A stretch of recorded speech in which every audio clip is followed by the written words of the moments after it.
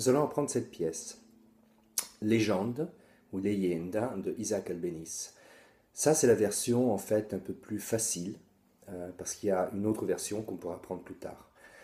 Donc, vous pouvez télécharger le PDF où il y a la tablature et les notes donc, de la pièce. La première chose, ça va être le travail de la main droite. Chaque fois, je joue une note avec le pouce et une autre note avec l'index ou le majeur.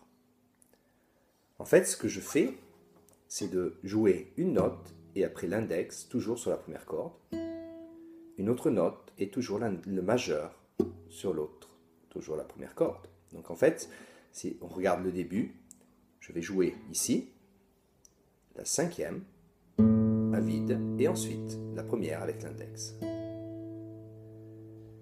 La deuxième note, je joue le deuxième doigt sur la quatrième corde, case 2, avec le pouce, et ensuite le majeur. Donc j'alterne, je vais faire toujours pouce I, pouce M, pouce I, pouce M, pouce I, pouce M, tout le temps. Donc là maintenant, je sais que chaque fois que je joue une note avec le pouce, je vais jouer ensuite une autre note à la première corde. Ces notes ne sont pas très importantes en fait, parce que la mélodie, elle est jouée avec le pouce. D'accord ? Et celles-là, elles sont un peu en arrière. D'accord ? Elles sont derrière, donc je ne vais pas jouer trop fort sur ces notes. Donc, une fois que vous avez la tablature, vous allez voir que c'est toujours la même chose. Donc, nous, en fait, on va regarder ce que fait le pouce. Je n'ai pas besoin toujours de répéter, vous jouez sur la première corde, parce que on sait qu'il y a une note avec le pouce, une note avec l'index, une note avec le pouce, une note avec le majeur, et tout le temps dans la pièce. Donc, on a 3 temps. Si on voit, c'est 3 temps par mesure. Et donc, on aura 3 temps, dont le premier est un peu plus accentué.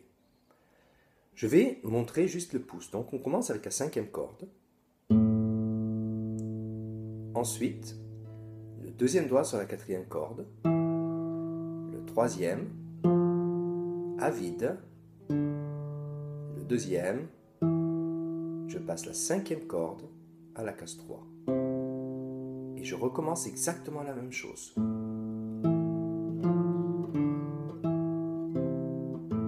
Encore une fois. Et maintenant, à la mesure 4, je joue la corde à vide, la cinquième corde avec le deuxième doigt, deuxième case, le troisième doigt, quatrième corde à vide, cinquième corde, case 2, case 3. Ok ? Si je mets tout ça ensemble avec l'index et le majeur, j'ai...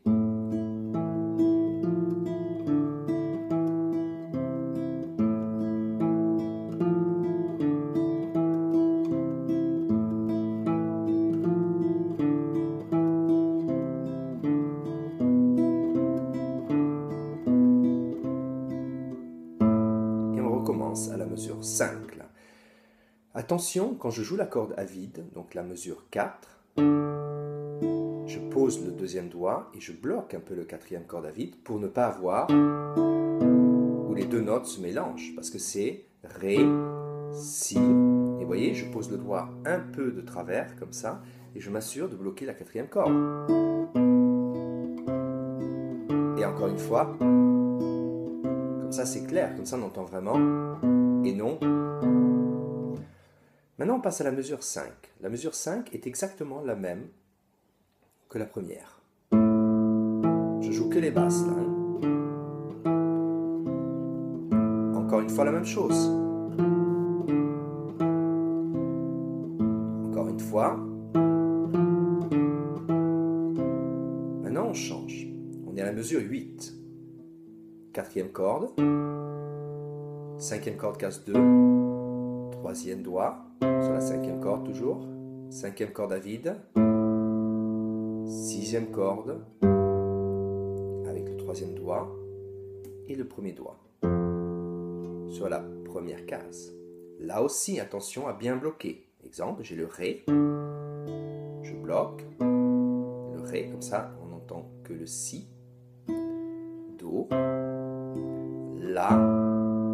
Quand je joue maintenant le Sol, vous voyez, La, c'est la cinquième corde à vide, je bloque le La, on n'entend plus. Parce que si je faisais ça, on entend les deux notes, ok? Donc je fais attention, parce que je veux bien entendre la mélodie qui est dans la base. On est à la mesure 9 maintenant.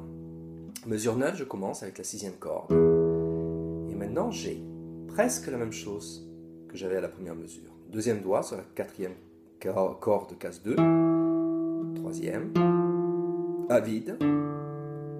Deuxième doigt, mais au lieu de mettre le troisième, maintenant je mets le premier sur la corde 5, case 2. Pourquoi le premier et non le deuxième? Parce que je ne veux pas sauter avec le doigt. Et c'est plus facile donc de faire mettre le premier. Prochaine mesure, exactement la même chose.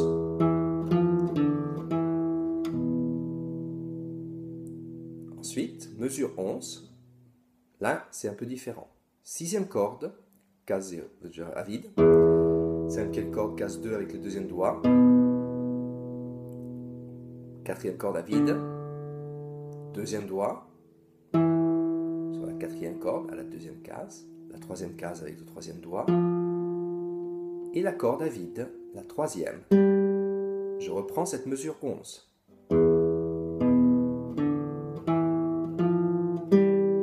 Là aussi, quand je joue le Si, j'enlève quand je joue le Ré le Si, Mi, Fa, j'enlève le Fa quand je joue le Sol. Comme ça, tout est clair.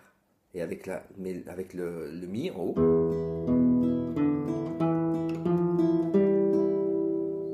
Mesure 12. Le deuxième doigt, corde 4, case 2. Troisième, à vide. Deuxième doigt. Troisième doigt. Et deuxième doigt. Je refais cette mesure 12.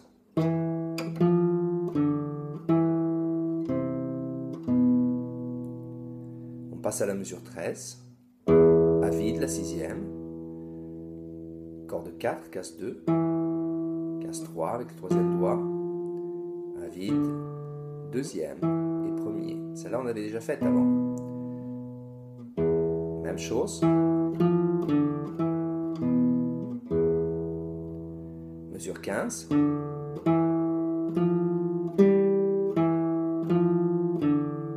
Alors, je reprends celle-là. Sixième corde. Quatrième corde à vide. Deuxième doigt. Troisième doigt. À vide la troisième. Deuxième doigt sur la corde 4. Case 2. Là maintenant on passe à la dernière mesure, l'avant-dernière, pardon, la 16. Troisième doigt, à vide.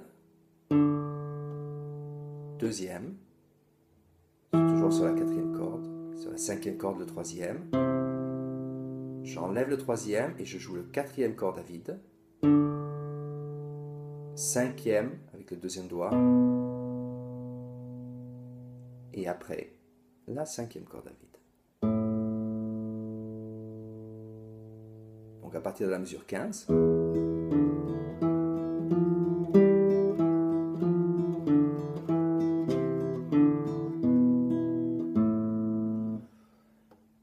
comment pratiquer pour la main droite? En fait, on va jouer souvent à partir de la cinquième, de la quatrième, parfois de la troisième. On peut s'entraîner juste avec la main droite, par exemple. Pouce I, pouce M. Ensuite la quatrième.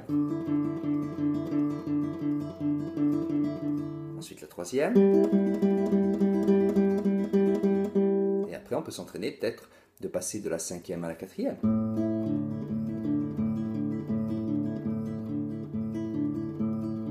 Et après de la quatrième à la troisième. Il y a aussi la sixième. Donc on pourrait faire par exemple sixième, cinquième, quatrième. Comme ça on s'entraîne juste avec la main droite pour après être confortable et pouvoir changer de corde sans problème. Toujours en alternant. Et là aussi on peut faire un peu ce qu'on a fait quand je vous ai montré comment jouer les notes. c'est-à-dire jouer que les basses. On va bien avoir la mélodie. Ok? Et donc s'entraîner comme ça, séparément, et après remettre tout ça ensemble. Une autre chose, maintenant on va voir comment on va travailler on va dire la musicalité. Okay? Quand on a une mélodie, comme celle-là, il y a des crescendo on va faire. Parfois on va jouer un peu plus fort, parfois un peu plus doucement, parfois on va ralentir. Okay? Donc on va voir, déjà quand on joue, on va essayer de faire un petit crescendo, des petits. Ça devient plus intéressant. Là, donc j'ai fait des petits crescendo, c'est-à-dire je ne vais pas jouer toujours comme pareil, mais je vais monter un peu, je remonte un peu, je redescends, je remonte, et là vraiment, ça recommence. Ça recommence. Et maintenant, ça va être beaucoup plus fort et je ralentis parce qu'on passe ici. Donc la mesure 8, j'ai monté le volume et en plus je ralentis. Je reprends à partir de la mesure 7. Et je recommence comme avant.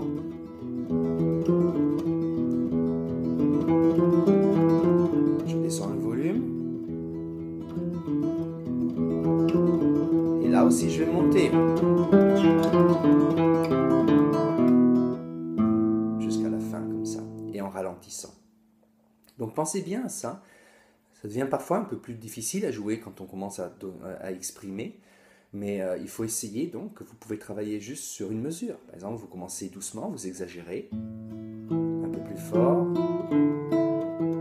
Et là, plus doucement. Et tout est subtil. Je ne vais pas faire trop fort, je ne vais pas jouer.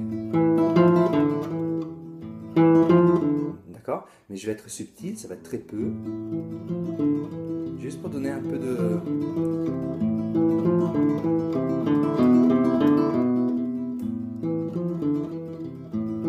Il y a des points donc où je vais ralentir. Et là où je vais ralentir, c'est justement peut-être à la mesure 4, juste un peu, à la mesure 8, un peu plus, et aussi à la fin, la mesure 16. Voilà, bon travail et à bientôt.